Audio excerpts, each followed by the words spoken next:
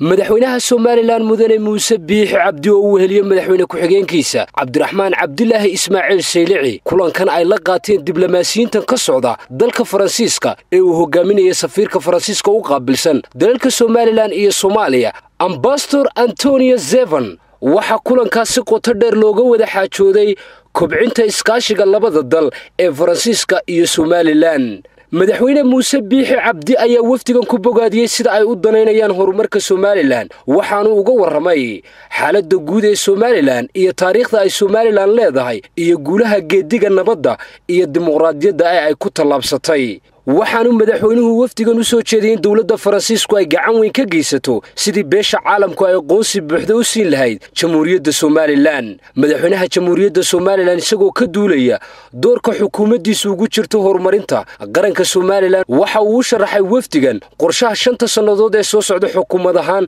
ay ku wajihi doonaan shaqo abuurka dhalinyarada iyo kaabayaasha arrimaha bulshada madaxweynaha Jamhuuriyadda Soomaaliland Muuse Biixi Cabdi waxa uu wafdigan ka dalbaday inay xafiis ku yeelato Soomaaliland hay'adda u qaabilsan macaamilooyinka dibadda dalka Faransiiska ee loo soo gaabiyo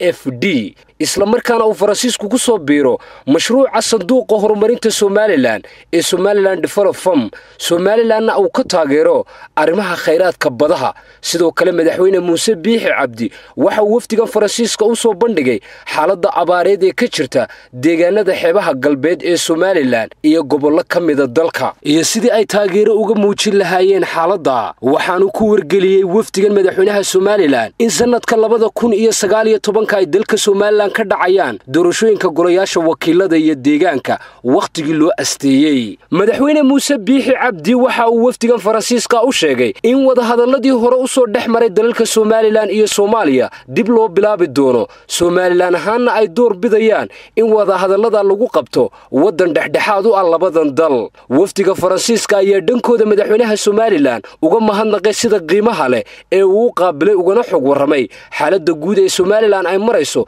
iyo qorshayaasha xukuumaddiisu ay dalka ku hogaaminayso sanooyinka soo socda waxaanay wafdigani ballan qaadeen waxyaabihii shirka lagaga wada hadlay sida ugu dhaqsiyaha badan ay uga soo jawaabi doonaan geesta kale madaxweynaha Jamhuuriyadda Soomaaliland mudane Muuse Biixi Cabdi waxa uu kulan la qaatay wafdi ka socda dalka Denmark oo ay hogaaminayso safiirka dawladda Denmark u qaabilsan dalalka Somaliland iyo Soomaaliya Ambassador Metan Kerson oo ay weheliso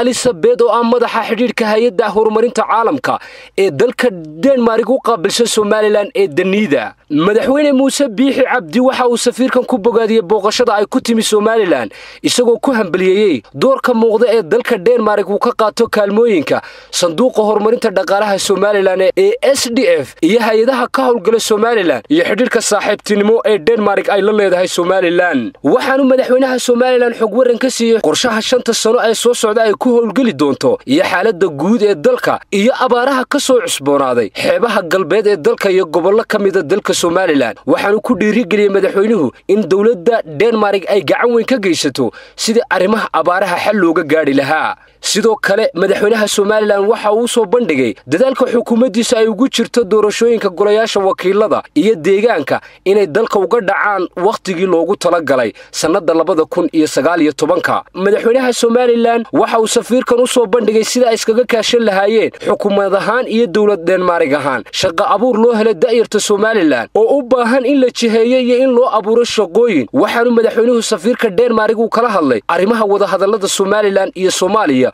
oo la filayo in dhawaan ay dib u bilaabmaan wafdigan ka socda dalka Denmark waxa ay sheegeen in ay sii xoojin doonaan xiriirka u dhaxeeya dalalka Denmark iyo Somaliland isla markaana ay xoog saari doonaan iskaashiga labada dal iyo horumarinta ganacsiga waxaanay madaxweynaha ku hambaliyeen hanaankii hufneed ee u dhacday doorashadii madaxtooyada ee dalka ka qabsoontay sanadkii galbaday ee 2017 madaxweynaha Somaliland Muuse Biixi Cabdi labadan kulan ee uu la kala qaatay safiirada iyo diblomaasiyiinta ka socda dalalka Denmark iyo Faransiiska waxa kulanka ku helinayay madaxweyne ku-xigeenka Jamhuuriyadda Soomaaliland Cabdiraxmaan Cabdilaahi Ismaaciil Saylici iyo wasiirka khaarijiga Soomaaliland Dr. Sacad Cali Shire Ridwaan Caydiid Ismaaciil Akiid telefishinka qaranka Jamhuuriyadda Soomaaliland xarunta qasriga madaxtooyada Soomaaliland